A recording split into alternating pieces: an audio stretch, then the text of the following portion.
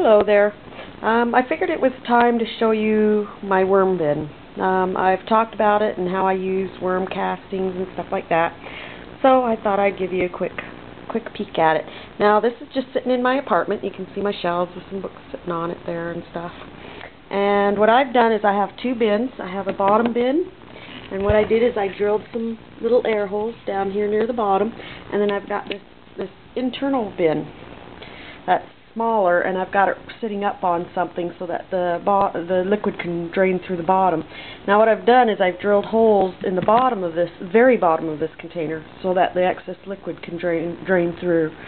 And as you can see, I always leave the lid like this. You see how it's a little skewed. Now people are worried about worms escaping. Actually, I find if I put the lid down tight, like most people do, the worms crawl up all over the lid and all over the sides, and it just gets really gross and nasty, and then the worms are trying to get out of there, because if you leave it slightly askewed like this, more ventilation for them, and they tend to not want to get out. So this is it. Now I've seen so many different ways of doing worm bins, digging a hole every day or every couple of days and saving up the compost and throwing it in and what have you. Well, instead what I do is I dig a big trench and I push all the soil up on one side, and what I've done is I've got a piece of cardboard, and look at all those worms in under there. They just love the cardboard. And then what I've done is just an old washcloth. And what I do is every day or so, or every couple days, I just give it, a good watering, good healthy watering, and gives them a nice environment and everything. So the trench part, so I dig just kind of a trench there, and then what I'll do is if I'm cooking or something, I'll just leave the lid like this, and you see what happens there is. Here, let me get this light on here. That might help. Ooh, light. And you can see what happens there is then you have just a spot just to throw it.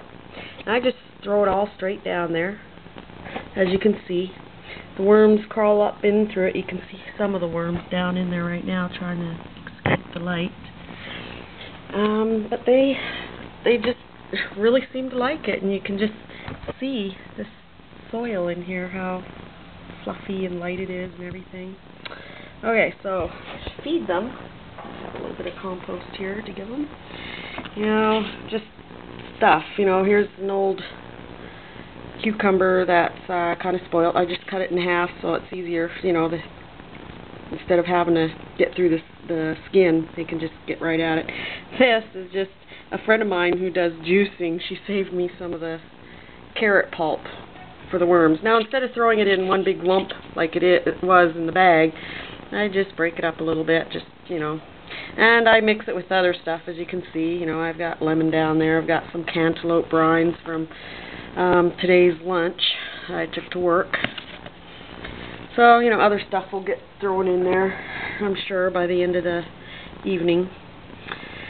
And then what I do is I take any eggshells that I have, and I let them just dry. I don't rinse them or anything like that. I just let them dry.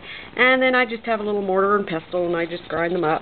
And so now what that does is that not only gives the worms calcium, which helps them with reproduction, but it gives them some grit. So they're like chickens. They have gizzards. They don't have teeth, but they have gizzards just like birds. And that's how they grind up their food once they eat it. So that just gives them a little bit of grit as well as some calcium to help them chew. So what I'll do is, it doesn't smell. You don't see a whole bunch of fruit flies or anything.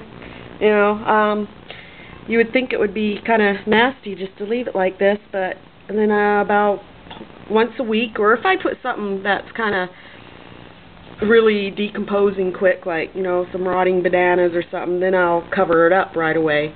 But otherwise, I just leave it like this, and I don't shut it completely. And I think that's the secret that I've discovered is if I don't shut it completely and leave these little air gaps, it doesn't go into anaerobic decomposition, which is the smelly decomposition. Sorry about that. Correct me if I'm saying the word, mispronouncing the words, but yeah, this is the way I do it. And then what I'll do is I'll just, oh yeah, and the other thing too is when dealing with worms, you don't want anything pokey. I prefer to use something like this. You can see how big the tines are. They're not going to hurt the worms, whereas if you use a trowel, you have those sharp edges and you're digging in, you can easily cut worms in half. So, you know, what I'll do is I'll just take a little bit of the stuff off of the side and cover it up a little bit, you know, now and again. And you can see all the worms in there as I cover it up. But this makes it a little less icky, a little less dealing with the worms. You don't have to worry about the worms escaping or anything. It doesn't smell.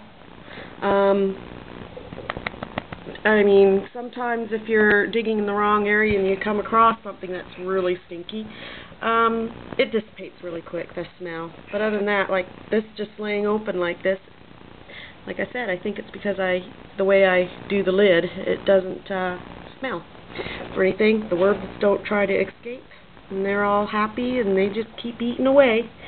And I like that because then I just take the stuff and put it on my vegetable plants. And as the water trickles down through the bottom, I collect that from the bottom, and that I use as compost tea, and I spray it on the leaves and the plants. They seem to like it. Well, anyways, I hope this inspires you to start a worm bin in your apartment or home. Have a good one. Bye-bye.